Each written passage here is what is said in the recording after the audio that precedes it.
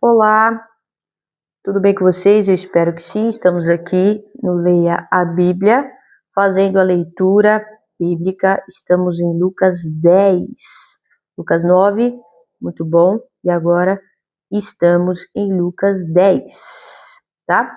Só relembrando aqui os últimos versículos, se você passou aí de um dia para o outro, porque ele vai falar depois disso. Então a gente vem aqui no final, isso faz parte de como a gente lê a Bíblia. Dá uma olhada, né? E entende o que vai acontecer. Então ele estava falando aqui, né? Com eles aqui, ó. Ele tinha que ir para Jerusalém, os samaritanos, e aí Tiago e João disseram a Jesus, Senhor, né, que a gente manda cair fogo do céu, né? Não, Jesus repreendeu, andava pelo caminho, um apareceu, falou que ia seguir Jesus, né? E aí Jesus falou, olha, eu não tenho onde reclinar a cabeça, né? E aí pro outro ele falou, siga-me, ele falou, deixa eu ir lá sepultar, né? E aí ele fala de sepultar os mortos ao morte, ainda disse, né, Senhor, eu seguirei, né? Mas deixa eu despedir da minha família. E ele fala que quem põe a mão no arado e olha para trás não é apto para o reino de Deus. E aí vai dizer assim, depois disso, o Senhor escolheu outros 72 discípulos. Então, depois do que aconteceu, o Senhor escolheu 72 discípulos e os enviou adiante, 2 a 2, às cidades, aos lugares que planejava visitar. Então ele foi lá, separou e os dividiu. E estas foram as instruções, tá? A colheita é grande, mas os trabalhadores são poucos. Orem ao Senhor da colheita, peçam que ele envie mais trabalhadores para os seus campos. Agora vão e lembre-se de que eu os envio como cordeiro no meio de lobos. Então ele vai lá, separa de 2 em 2, dá para eles irem à frente aonde ele quer visitar, fala para eles irem, ele fala, olha, orem, né, ao Senhor da Seara que mande trabalhadores, porque os trabalhadores são poucos. Mas vão, né, vão. E ele fala, lembre-se, vocês estão indo como cordeiro no meio de lobos. Não levem dinheiro algum, nem bolsa de viagem, nem par de sandálias essas. E não se detenham para cumprimentar ninguém pelo caminho. Quando entrarem numa casa, digam primeiro que a paz de Deus esteja nessa casa. Se os que vivem ali forem gente de paz, a bênção permanecerá. Se não forem, a bênção voltará a vocês. Permaneçam naquela casa, comam e bebam o que lhes derem, pois quem trabalha merece o seu salário. Não fiquem mudando de casa em casa. Quando entrarem numa cidade e ela os receber bem, comam o que lhe oferecem. O que lhes oferecem, né? Curem os enfermos e diga, agora o reino de Deus chegou até vocês. Mas, se uma cidade se recusar a recebê-los, saiam pelas ruas e diga, limpamos nossos pés até o pó dessa cidade, em sinal de reprovação. E saibam disso, o reino de Deus chegou. Eu lhes garanto que no dia do juízo, até Sodoma será tratada com menos rigor que aquela cidade. Que aflição as espera, Corazim e Betsaida, porque se nas cidades de Tiro e Sidom tivessem sido realizados os milagres que realizei em vocês, há muito tempo seus habitantes teriam se arrependido e demonstrado isso, vestindo panos de saco e jogando cinza sobre a cabeça. Eu lhes digo que no dia do juízo, Tiro e Sidom serão tratadas com menos rigor que vocês. E você, Cafarnaum, será elevado até o céu? Não descerá até o céu? Não, descerá até o lugar dos mortos. Então ele disse aos discípulos, quem aceita a sua mensagem, também me aceita, e quem os rejeita, também me rejeita, e quem me rejeita, também rejeita aquele que me enviou. Só para contextualizar, ele envia eles para a cidade que ele está por ir, e aqui ele relata algumas cidades que provavelmente, né, pelo que eu entendi aqui, ele já foi, né, e aí ele até faz uma comparação, né, que Corazim e Betsaida estão vendo milagres que ele está realizando, mas não estão demonstrando arrependimento, né? Se tivesse sido isso em Tiro e Sidom, eles já teriam se arrependido, né? Então é um povo resistente, né? Fala aqui sobre Cafarnaum e tudo mais. E aí, então, ele disse aos discípulos que quem aceita a mensagem, né, aceita eles e o que enviou. Quando os 72 discípulos voltaram, relataram com alegria: Senhor, até os demônios nos obedecem pela sua autoridade. Então ele lhes disse: Vi Satanás caindo do céu como um relâmpago. Eu lhes dei autoridade para pisarem sobre cobras e escorpiões e sobre todo o poder do inimigo. Nada lhes causará dano. Mas não se alegrem porque os espíritos imundos lhe obedecem. Alegrem-se porque os seus nomes estão registrados no céu. Então ele vai falar isso. Não se alegrem com o poder que vocês têm. Eu dei poder para vocês fazer isso, né? O inimigo não tem poder de causar dano a vocês.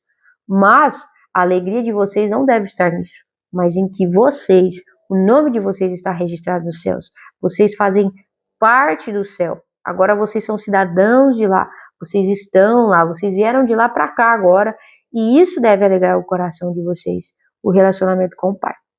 Naquele momento, Jesus foi tomado da alegria do Espírito Santo e disse: Pai, Senhor dos céus e da terra, eu te agradeço, porque escondeste estas coisas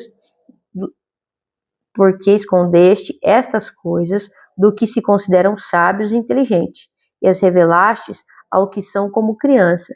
Sim, Pai, foi do teu agrado fazê-lo assim. Meu Pai me confiou todas as coisas. Ninguém conhece verdadeiramente o Filho a não ser o Pai. E ninguém conhece verdadeiramente o Pai a não ser o Filho. Aqueles a quem o Filho escolher revelá-lo. Então, assim, qual é a grande questão? Ele está falando aqui, foi tomado pelo Espírito Santo, a alegria.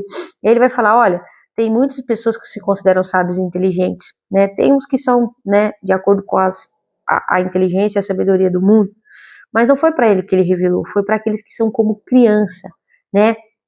Talvez pela sua inocência, pela dependência, né, que a criança tem.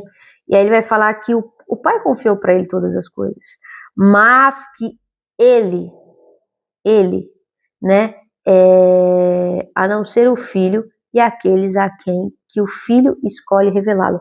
Então, na verdade, ninguém conhece, mas há aqueles que isso vai ser revelado, né? Está sendo revelado, né? Nós podemos dizer que somos escolhidos para que o Pai seja revelado a nós. Então, não é uma questão da gente supor ou adivinhar, é uma questão da gente deixar com que nos seja revelado quem é o Pai e quem é o Filho. Então, em particular, ele se voltou para os discípulos e disse: Felizes os olhos que veem o que vocês viram. Eu lhes digo, muitos profetas e reis desejaram ver o que vocês têm visto e ouvir o que vocês têm ouvido, mas não puderam. Certo dia, um especialista da lei se levantou para pôr Jesus à prova com uma pergunta: Mestre, o que preciso fazer para herdar a vida eterna? Jesus respondeu: O que diz a lei de Moisés? Como você a entende? O homem respondeu: Ame o Senhor seu Deus de todo o seu coração, de toda a sua alma, de toda a sua força e de toda a sua mente. E ame o próximo como a si mesmo. Está correto, disse Jesus. Faça isso e você viverá. O homem, porém, querendo justificar suas ações, perguntou a Jesus. O homem, porém, querendo o quê? Justificar suas ações, perguntou a Jesus. E quem é meu próximo? Jesus respondeu com uma história. Certo homem descia de Jerusalém a Jericó, quando foi atacado por bandidos. Eles lhe tiraram as roupas e espancaram e o deixaram quase morto à beira da estrada. Então o cara estava sem roupa, todo apanhado, quase morto, à beira do caminho, à beira da estrada. Por acaso, descia por ali um sacerdote. Sacerdote, lembra lá do pai de João Batista? O sacerdote, lembra do que já foi relatado que ele fazia? Então passava por ali um sacerdote, né? Quando viu o homem caído, ele atravessou para o outro lado da estrada. Então ele atravessou a rua e foi para o outro lado.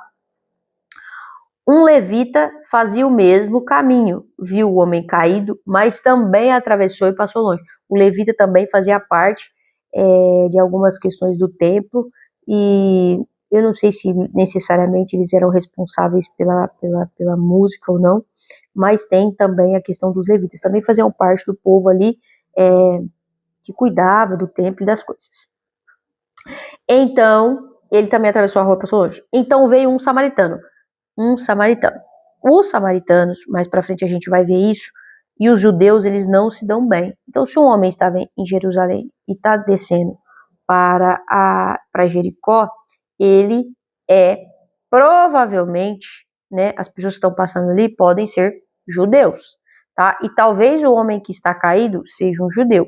Mas aí vem um estrangeiro, que é o samaritano, que ao ver aquele homem, teve compaixão dele, foi até ele, tratou os seus ferimentos com óleo e vinho e os enfaixou. Depois, então primeiro ele parou, foi até aquele homem, tratou das feridas dele com aquilo que ele tinha, depois colocou o homem em seu jumento e o levou a uma hospedaria, onde ele cuidou dele. Então ele foi lá, cuidou, zelou. No dia seguinte, não bastasse isso, ele deu 2 moedas de prata ao dono da hospedaria e disse: cuide deste homem. Se você precisar gastar mais com ele, eu lhe pagarei a diferença quando voltar. Então ele cuidou do homem, zelou, tal, ainda deu um dinheiro. Falou: cuida dele aqui que eu vou voltar e quando eu voltar eu pago a diferença. E aí Jesus faz uma pergunta: qual desses 3 você diria que foi o próximo do homem atacado pelos bandidos? Perguntou Jesus. O especialista da lei respondeu: aquele que teve misericórdia dele. Então Jesus disse: vá e faça o mesmo. Essa é uma história muito bonita e ela traz muitas reflexões, né?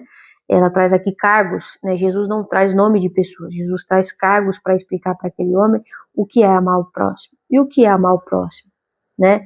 É, de alguma forma aqui, ter compaixão dele, da sua necessidade. É cuidar dele com aquilo que eu tenho, com os meus recursos, com o meu tempo.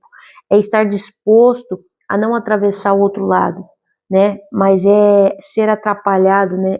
No meu caminho. Eu estou indo aqui por um caminho, eu preciso às vezes parar o que eu estou fazendo, parar para onde eu estou indo.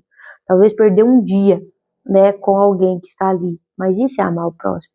Entregando os meus recursos, os meus cuidados, entregando aquilo que eu tenho em favor daquela pessoa e ainda fazendo dívidas futuras, quase que isso, né, para poder cuidar daquela necessidade. Isso é amar o próximo, né? Às vezes a gente tem dificuldade de entender o que é amar o próximo, né? E muitas vezes a gente acha que ser tolerante com pessoas difíceis já quer dizer amar o próximo. Jesus está indo para um nível muito profundo aqui e a gente precisa refletir sobre isso. Será que nós temos amado ao próximo? Quanto nós temos doado? Quanto do nosso tempo, do nosso recurso?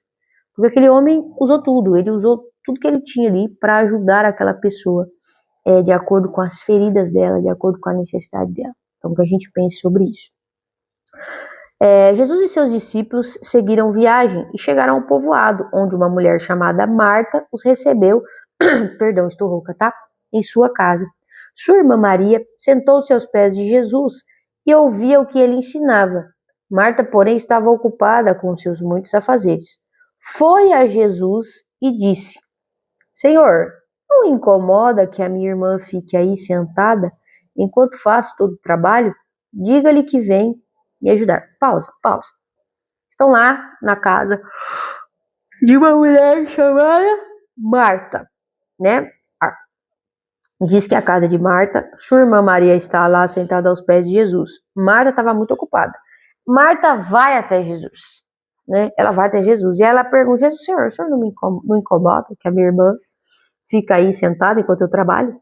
Diga-lhe que me ajuda. Ela dá uma ordem, né, para Jesus. Mas o Senhor respondeu: Marta, Marta, você se preocupa e se inquieta com todos esses detalhes. Apenas uma coisa é necessária.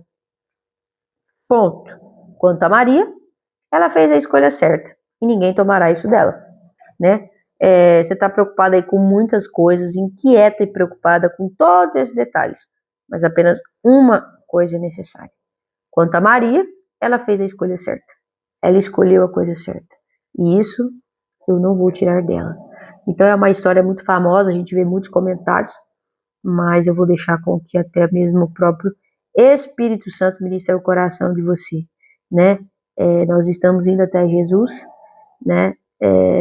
Para relatar para ele, olha, né, tá aqui minha situação, né? O senhor não vai fazer, não vai mandar, né? Tal coisa. Mas qual é a nossa real necessidade? Esse é o cerne do texto. Qual é a necessidade? O que é a coisa necessária? Nós estamos preocupados, estamos ansiosos, mas qual é a coisa necessária? Apenas uma coisa é necessária. Qual é? Qual é? Que o Espírito Santo fale com você e ministre o seu coração. Eu vejo você em Lucas 11.